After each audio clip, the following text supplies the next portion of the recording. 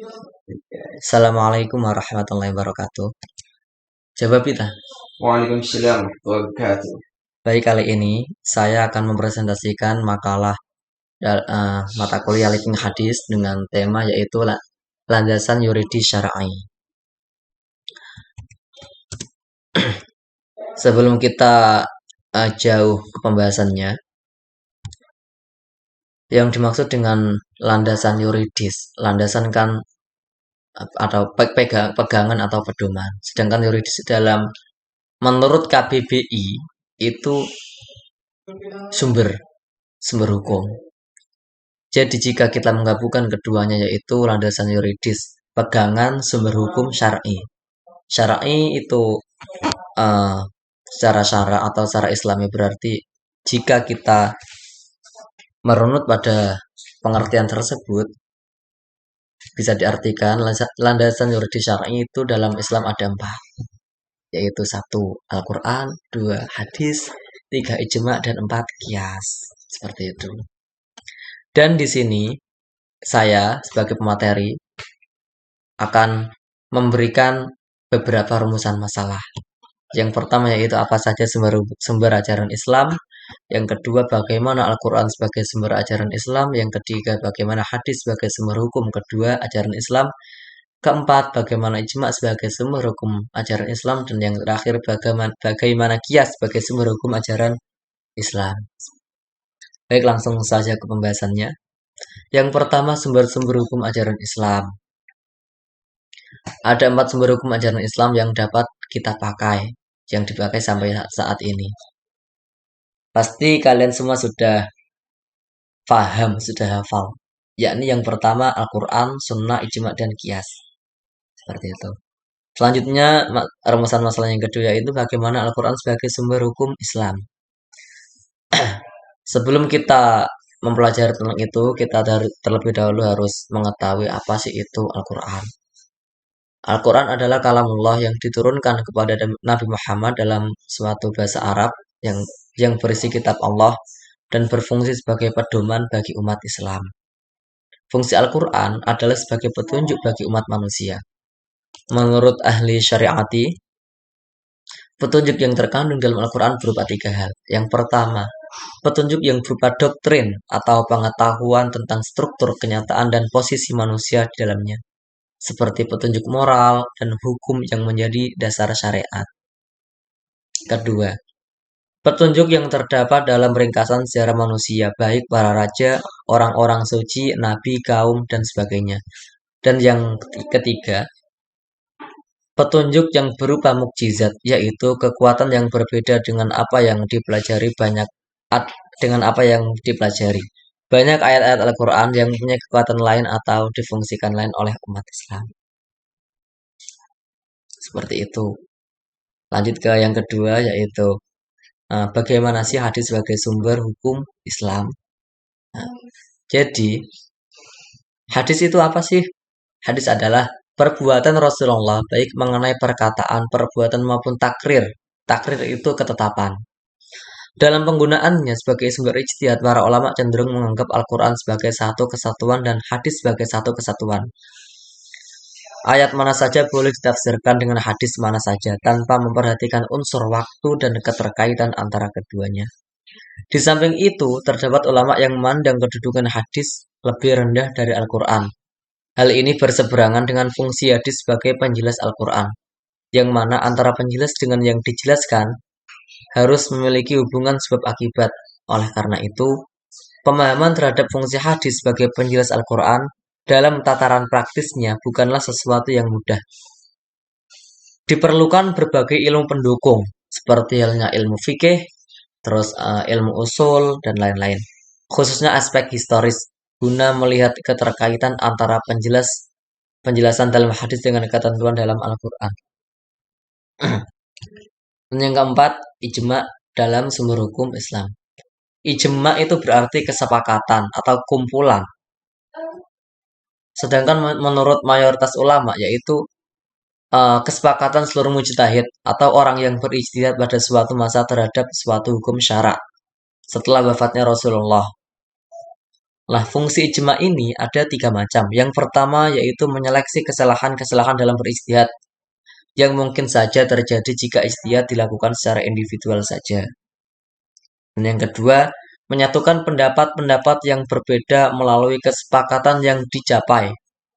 Dan yang keempat, menjamin penafsiran yang tepat atas Al-Quran dan keotentikan hadis. Dan yang terakhir yaitu bagaimana peran qiyas sebagai sumber hukum ajaran Islam.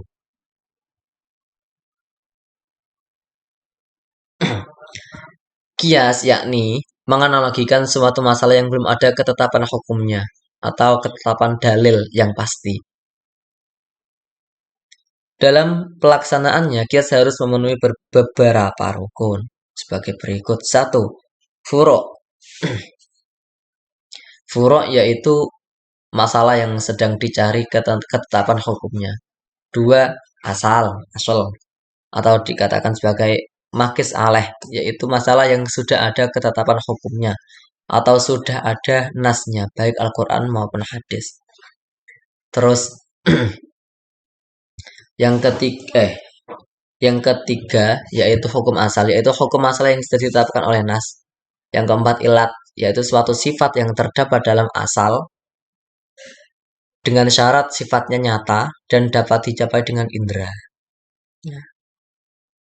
Dalam mengambil setiap hukum, pastilah ada rujukan atau tempat diambilnya suatu keputusan, yaitu sumber hukum Islam yang tentunya sumber yang pokok dan yang utama adalah Al-Quran dan diperjelas oleh hadis.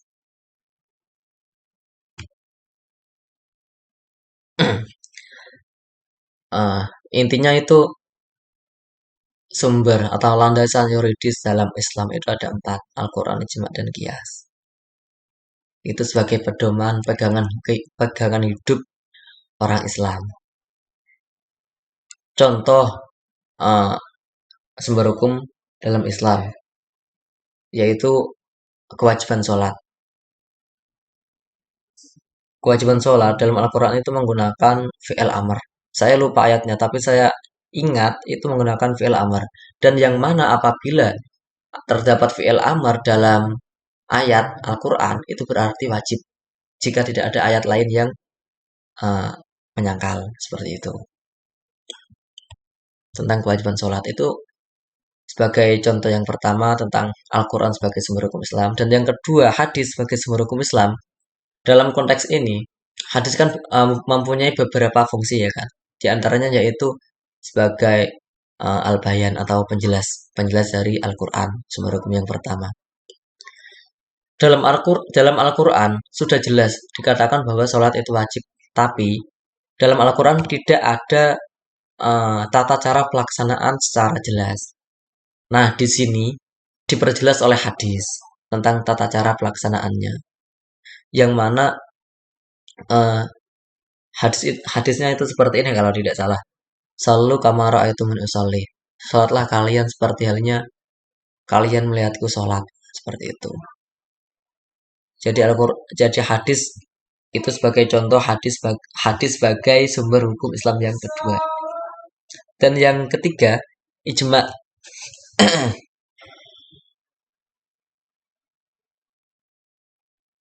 Ijma. Contoh ijma di sini itu seperti halnya kemarin ada kasus COVID pada sholat Jumat, ada yang enggak seperti itu. Itu kan harus ada kesepakatan terlebih dahulu, harus mengoreksi menggunakan ilmu-ilmu yang bermacam-macam tentang ada yang menggunakan ilmu historis pada masa dahulu, ada yang menggunakan ilmu fikih juga, ya seperti itu. Dan contoh yang kias. Ini mudah kalau contoh kias. Kias kan harus memiliki rukun. Yang pertama furu', hukum asal dan ilat.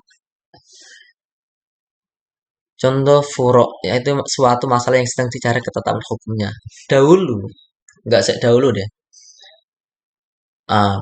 Dalam konteks zaman sekarang yang paling dikenal oleh kebanyakan orang, contohnya yaitu ciu atau bir atau sejenisnya. Nah, ginseng lah. Menurut teman saya itu ginseng. pada saat itu belum ada hukumnya itu apa, seperti itu. Dan di sini para ulama terus mencari hukum bagaimana meminum atau mengkonsumsi ginseng, ciu, bir, dan sejenisnya. Narkoba. Narkoba, seperti itu. Dan pada asal atau makes aleh ditemukan masalah yang sudah ada ketetapan hukumnya. Jadi pada zaman dahulu, pada zaman Nabi itu sudah ada masalah yang seperti itu, namun beda nama, yaitu khomer. Dan khomer sudah jelas dalilnya dalam nas bahwa itu haram. Yang berbunyi innamal khamru wal maisiru lah ila akhirih. Dan hukum asal sudah jelas haram. Terus ilat yaitu sifat yang terdapat dalam asal yang dengan syarat sifatnya nyata. Jika kita menyamakan antara ciu bir ginseng dengan khomer pada zaman dahulu itu sifatnya sama dan itu sifatnya nyata. Bisa dicium dengan panca indera. Intinya bisa dirasakan dengan panca indera. Seperti itu. Itu sumber hukum Islam yang keempat, yaitu kias. Intinya menyamakan. Nah, mungkin itu yang bisa saya sampaikan. Kurang lebihnya mohon maaf. Apabila ada tutur kata yang kurang berkenan untuk teman-teman semua. Assalamualaikum warahmatullahi wabarakatuh.